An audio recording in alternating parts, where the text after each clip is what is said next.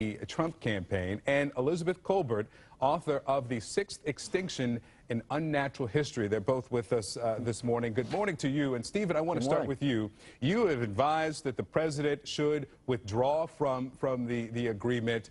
Are you confident that he will after the evolving that we're hearing from his aides? Well, I sure hope he keeps his promise, and you just played that clip of what Donald Trump said on the campaign trail. I heard him say it, dozens of times when I traveled with him, and I think it's an important promise to keep. The American people want jobs first. They want high wages. We want to rebuild our economy. This is a climate change deal. We've done some analysis at the Heritage Foundation that finds that it would dramatically increase the cost of energy in America.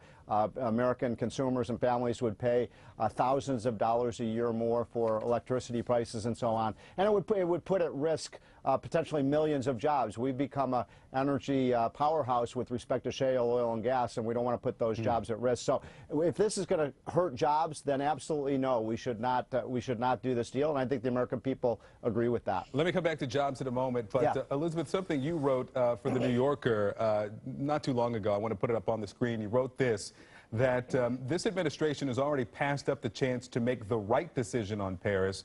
The only choices that remain are different shades of wrong. Explain.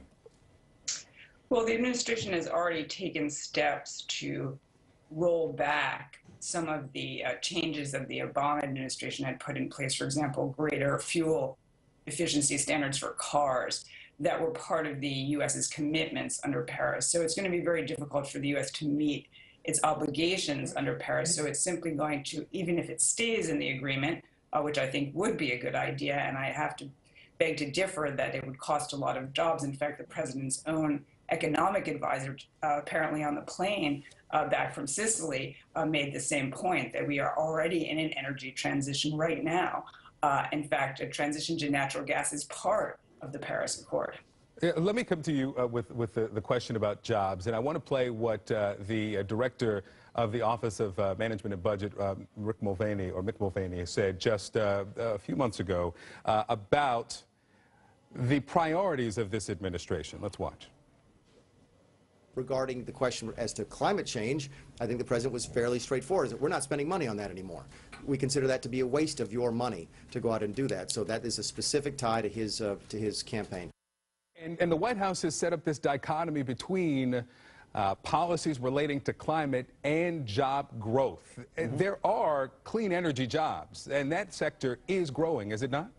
Well, actually, sorry, is that to me or? That's to you, Stephen. Oh, no, all the jobs that are being created right now are in the fossil fuel industry. We're seeing massive increases in the number of people who are working in the oil and gas industry. And by the way, Donald Trump has fulfilled one of his promises where he said he would rebuild the coal industry in America. We've seen 45,000 increased jobs in mining just since Donald Trump took office. I traveled around to a lot of these coal towns in America that were decimated by Obama's regulations that just destroyed communities and families. And this is the kind of cost that we would see throughout the economy with this kind of climate change fanaticism that the left is propagating on America.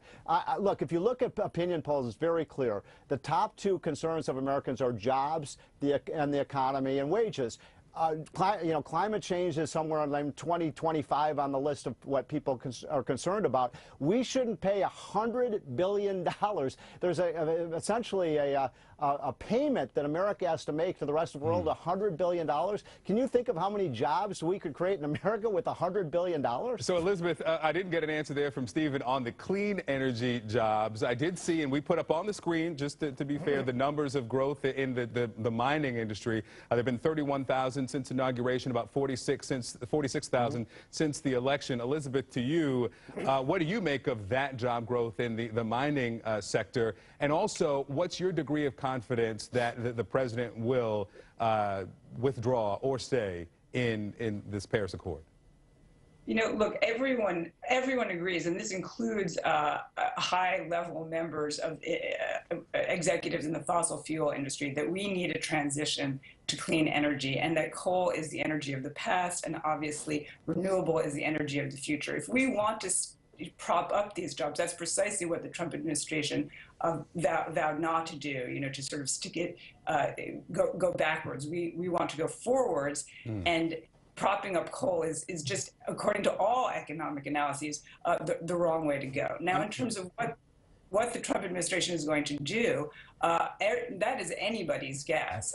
They have sent very mixed signals on that. But can I just say one? We got to wrap it there, One Stephen. quick thing. We got to wrap it there. There's a resolution. There's a resolution We've got to here. wrap it. Turn it over to the Stephen? Senate and let the Senate Stephen Moore? ratify this as a treaty. Elizabeth Let's see if they Colbert? can get the 67 votes. Thank you both. Yep. Well, police say 2 men have been stabbed to death after trying to stop an anti-Muslim